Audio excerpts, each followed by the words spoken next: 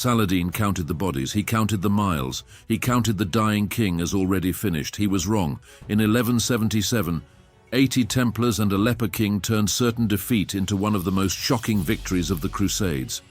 This is Montgisard. November 25th, 1177, the coastal plain of the Holy Land between Ascalon and Ramla. The air is white with dust, the sun is ablade, and the mathematics of war are simple.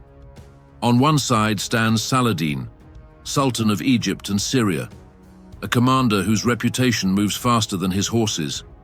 His scouts report an enemy kingdom exhausted, a kingdom split by rival nobles, a kingdom led by a sick boy.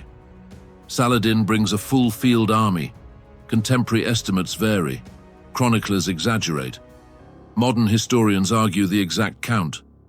But the imbalance is not in doubt. Tens of thousands against a few thousand. A ratio so unfair it stops sounding like strategy and starts sounding like execution. On the other side stands Baldwin IV, 16 years old, king of Jerusalem, the leper king. Leprosy attacks the nerves first. It steals sensation. It turns pain into silence, and silence into rot. By this age, Baldwin cannot feel parts of his body. He cannot grip a sword for long.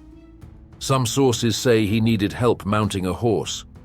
But the mind is intact, sharp, focused, and furious. He does not hide behind walls. He rides toward the threat anyway. Beside him ride about 80 Knights Templar, white mantles, red crosses, faces locked behind steel. They are not there to negotiate. They are not there to survive. They are there to collide. What happens next is remembered as a miracle.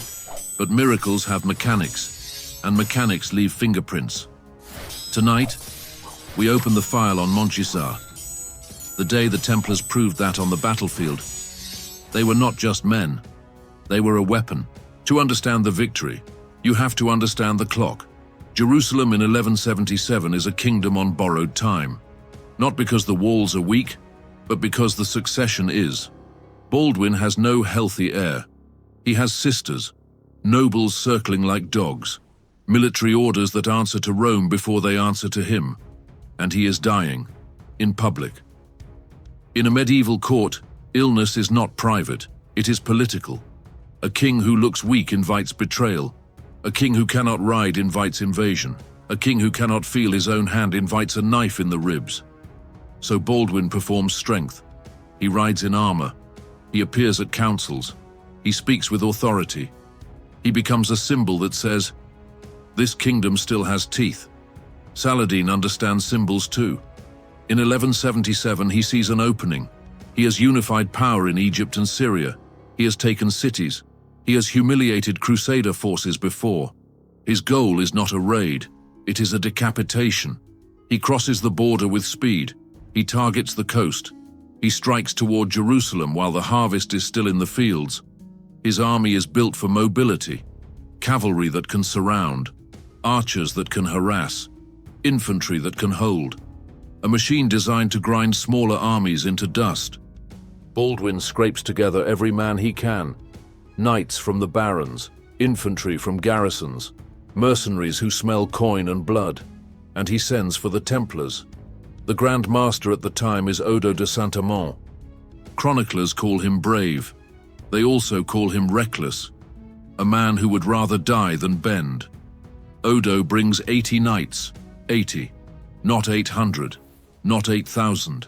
80 men who represent the sharpest edge Jerusalem owns.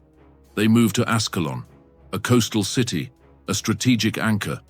The plan is to block Saladin, force him to fight, or force him to turn. But they arrive late. Saladin gets between them and Jerusalem. He pins Baldwin near Ascalon. And then Saladin commits the sin that kills generals. He assumes the fight is finished. He leaves a smaller force to contain the king, to keep him bottled, to keep him irrelevant, and he marches the main army north toward Jerusalem. It is not just arrogance, it is logic. Why waste time killing a dying boy behind walls, when you can take the capital and let the kingdom collapse? Saladin believes the numbers will do the work for him. But numbers do not kill you. Complacency does. Saladin's army moves like a flood, And floods have moods. At the start it is tight, order, discipline, drums. But after days of no resistance, discipline decays. This is the part that military history often forgets. An army is not a single mind. It is thousands of appetites. If soldiers believe victory is guaranteed, they start spending that victory early. They unbuckle armor. They loosen formation. They send men out to forage, to loot, to hunt. The column stretches, 10 miles, 15, 20. The army becomes a snake, a long, arrogant snake that believes nothing can bite it. Villages burn, crops vanish, livestock scream. It is not just war, it is momentum. And momentum creates blindness. Back in Ascalon, Baldwin watches the dust trail move away. He understands the insult. Saladin did not come to negotiate, and now Saladin does not even bother to finish him. Baldwin makes a decision that sounds insane on paper. He breaks out. He and the Templars strike the containing force. Hard, fast, not a siege, not a debate, a breakout.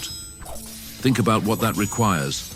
A sick king, a handful of knights, infantry pulled from garrisons, men who know the enemy outnumbers them so badly. That capture is a slower death than fighting. They punch through. They ride north along the coast. And here the Templars appear as something different. A feudal host is loud. Barons argue. Men drift. Trumpets blare. But a Templar column is silent. They march under rules. Rules written for monks, applied to killers.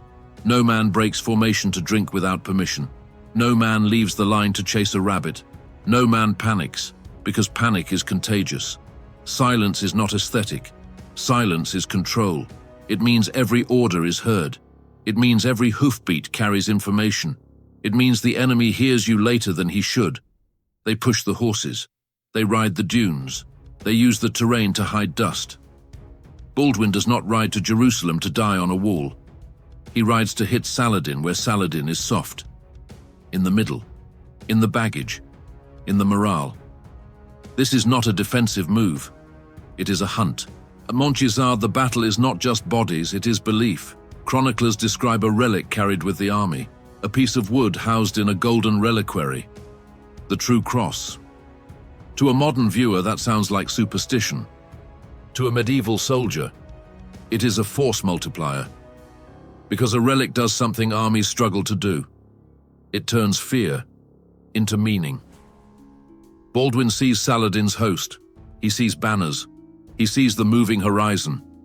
He sees the size of the machine coming for his kingdom, and he dismounts, not to rest, to kneel. Sources tell us he prayed, some say he wept. Picture it, a teenage king with a disease that is eating him alive, kneeling in the sand, in front of a symbol of suffering. The optics are violent. If the king can kneel in front of death, so can the men. If the king can stand up afterward, then the men have no excuse. This is how a doomed army becomes dangerous, not by optimism, by commitment. The true cross is lifted. The men tighten straps. Helmets close. The Templars move to the front. They do not ask permission to lead. They are built to lead. Odo de Saint-Amand does not give a long speech. Templars do not negotiate with emotion. He gives a signal, a simple order. Form the wedge. In cavalry warfare, formation is fate. A line spreads impact. A wedge concentrates it. A wedge is designed to puncture, to split, to reach the heart. Baldwin's army is small, so it must become sharp. And now the question becomes physical. Can a sharp thing cut through a larger thing before the larger thing can wrap around it? That is the whole battle in one sentence. And the answer depends on timing. Saladin is not expecting an attack.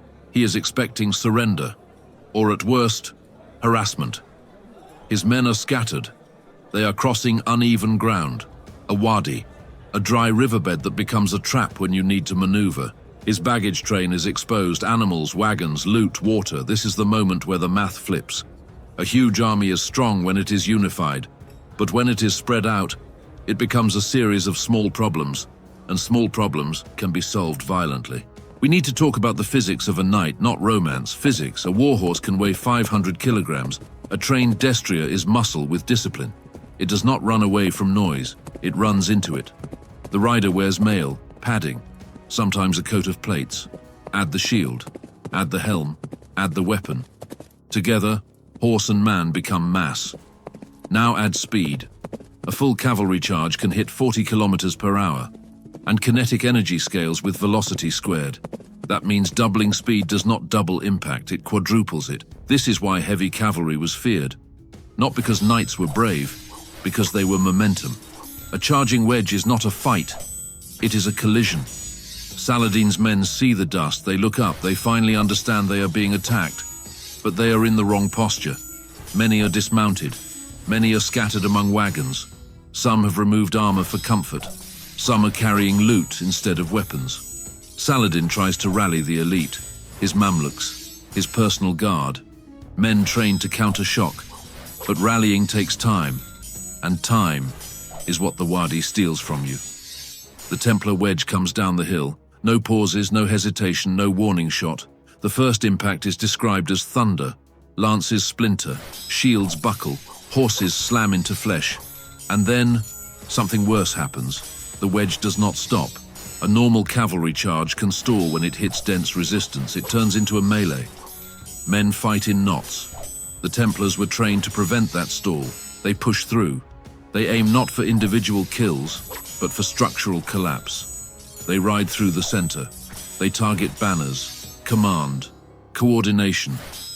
Because in pre-modern warfare, you do not defeat an army by killing everyone. You defeat it by breaking its mind. The wedge hits Saladin's center and deletes it. Not metaphorically, functionally. The center becomes noise. The chain of command snaps. And when the center breaks, the wings panic. Because wings do not know if they are winning. They know if the center is still there. The center is gone. So the army becomes what it already was, a long snake of men holding stolen goods. Now it is a snake with its spine broken. And broken snakes thrash. They bite each other. They run. They drown. Montgisard turns into a slaughter not because the Crusaders are many, but because the Muslims cannot reform. They are being hit while half-dressed, while disordered, while arrogant. This is why surprise is not luck. It is engineering. Baldwin and the Templars engineered the moment. They did not need equal numbers. They needed the enemy to be in the wrong shape at the wrong time.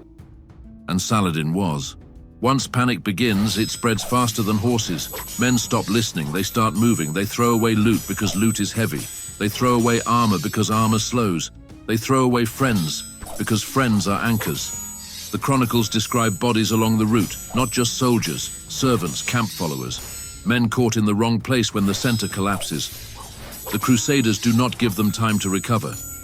This is where the Templars show their second advantage, not bravery, constraint. A feudal soldier sees enemy dead and thinks of profit. A Templar is forbidden from spoils, forbidden from taking what he did not earn as a monk, forbidden from breaking formation to get rich. That rule turns into a weapon, because a man who cannot loot becomes a man who can pursue. They chase until the sun drops. They run men down in dunes and brush. They cut off escape routes. They turn the retreat into a collapse, and somewhere in that chaos Saladin realizes the truth. He is not fighting a battle anymore. He is fighting contagion. If he stays, he might die. If he dies, the whole project of unifying the Islamic world fractures. So he does what smart leaders do when reality turns poisonous. He runs. Sources say he escaped with a small group. Some say he abandoned his warhorse. Some say he rode a fast camel. Details vary, but the pattern is consistent. He leaves equipment behind, he leaves guards behind, he leaves the field behind. This is not cowardice, it is triage. Saladin lives to fight another day, but the cost is obscene. Contemporary accounts claim only a fraction returned. Modern historians caution against medieval numbers. Still, even conservative estimates agree the loss was severe. Montgisard is one of the worst tactical surprises in Saladin's career. And it happens because he misjudged one variable. He calculated bodies, he did not calculate discipline, he did not calculate the psychology of men who have already accepted death. For the Templars, death was not a threat, it was a clause in the contract. That changes everything. Montgisard becomes legend immediately, because it violates expectation. It is a story built for transmission, a sick boy king, a holy relic, An enemy titan, a tiny force, a catastrophic reversal. Europe eats it up. Donations surge, recruits arrive. Letters travel across seas carrying one message. The Templars stopped Saladin. That matters. Because the Templars were not just soldiers. They were an institution competing for funding, competing for influence, competing for autonomy. A miracle is marketing. And Montgisard sells the brand. But inside the order, the victory teaches a dangerous lesson. It teaches them that shock can solve the impossible, that if they charge with full commitment, the world will bend. And this belief becomes addictive, because it feels like righteousness. It feels like destiny. If you win once against impossible odds, you start believing the odds do not apply to you anymore. That is how elite units die. Not from weakness, from overconfidence. 10 years later, at Hattin, the Crusader army will be thirsty, surrounded, forced to fight on Saladin's terms. The Templars will charge again, and this time, the wedge will not puncture. This time, the enemy will be in formation, prepared, anchored. Montgisard is a miracle. Hattin is the bill. And this is why we study Montgisard carefully, not just as a triumph, as a diagnostic. It shows what the Templars were built to do, but it also shows what they needed in order to do it. Surprise, terrain, enemy error. Remove those factors, and the same courage becomes a suicide charge. Which brings us back to the title of this file. Because at Montgisard the charge should not have worked. By math, it was suicide. By mechanics, it was genius. And the line between genius and suicide is often a single condition: timing. Victory does not heal rot, it accelerates it. Baldwin rides back toward Jerusalem as a hero, but every exertion is a tax his body cannot pay. Leprosy progresses, nerves die, wounds do not close. Fatigue becomes permanent. In the years after Montgisard, Baldwin's reign becomes a struggle to hold the kingdom together, while his body collapses beneath him. He dies young, 24 by most accounts, blind, bedridden, a king reduced to voice. Montgisard buys time. It does not buy immortality. For the Templars, the aftermath is equally brutal. Odo de Saint-Amand becomes a symbol of uncompromising discipline. But symbols attract enemies. In 1179, at the Battle of Montgisard, Odo is captured. Saladin offers an exchange, a high-value trade, a prisoner swap involving a relative. Odo refuses. He says a Templar has no ransom, but his belt and his dagger. Whether the quote is exact is debated, but the attitude is not. He dies in captivity. No surrender, no negotiation, no soft landing. This is the Templar worldview in its purest form. They do not bargain with risk. They absorb it. And because they absorb it, kings and nobles love them, until the day they fear them. Montgisard is one of the moments that creates that fear. It proves that the order can change outcomes, that a small group inside a larger army can decide history. And once that is proven, everyone starts asking the next question. If 80 Templars can save a kingdom, what can 10,000 do to a king who owes them money? War teaches institutions their leverage. Montgisard is a battlefield victory, but it is also a reputational detonation. It expands the aura that will later surround the order in Europe, an aura of invincibility, of fanatic competence, of men who do not respond to normal incentives. And men who do not respond to normal incentives are terrifying to politicians. Let's reconstruct the window. Saladin's army is moving north, looting, spreading. Baldwin breaks out of Ascalon and rides hard along the coast. That ride matters. It means they arrive with their horses exhausted, but with initiative intact. Initiative is the power to choose the moment of contact. Saladin loses that power the second his men start acting like victors. He is crossing a wadi, a shallow cut in the land, not dramatic, but tactically lethal, because a wadi is a funnel. It slows movement, it breaks formation, it hides small rises that block sightlines. If your center is in the wadi and a shock force hits your flank, you cannot pivot cleanly. You cannot present a unified front. You cannot even see the full threat until it is close. This is why Baldwin's choice of attack point is so deadly. He does not crash into Saladin at full strength. He crashes into him at maximum disorder, and disorder is what heavy cavalry is built to exploit. Once the wedge lands, everything becomes cascade. Center breaks. Signals fail. Units act independently. Independence becomes panic. Panic becomes stampede. The battle is won in minutes. The massacre takes hours. That is the anatomy. It is not magic. It is the ruthless application of two principles. Hit an army when it is not an army. Never give it time to become one again. That is what the Templars did. And that is why Montgisard still makes modern officers pause, because it is a case study in how discipline can multiply force.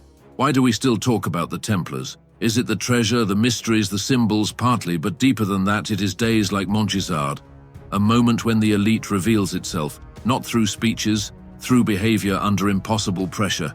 Elite is not arrogance, elite is constraint. It is doing the boring rules, and when the world is burning, it is holding formation. When your instincts scream to run, it is refusing loot. When loot is lying at your feet, it is choosing impact over comfort. At Montgisard, the Templars and their dying king proved something brutal. Numbers are real, but will is force. Saladin learned a lesson that day. As long as the Templars exist, Jerusalem is not a simple target, so he adapts. He does not just plan to win battles, he plans to remove the weapon. In the next file, we follow the arc that Montgisard begins, from miracle to catastrophe, from shock to siege, from invincibility to the day the desert finally collects its debt. This is the Templar Files. Subscribe, because the war does not end when the battle ends. It ends when the last myth dies.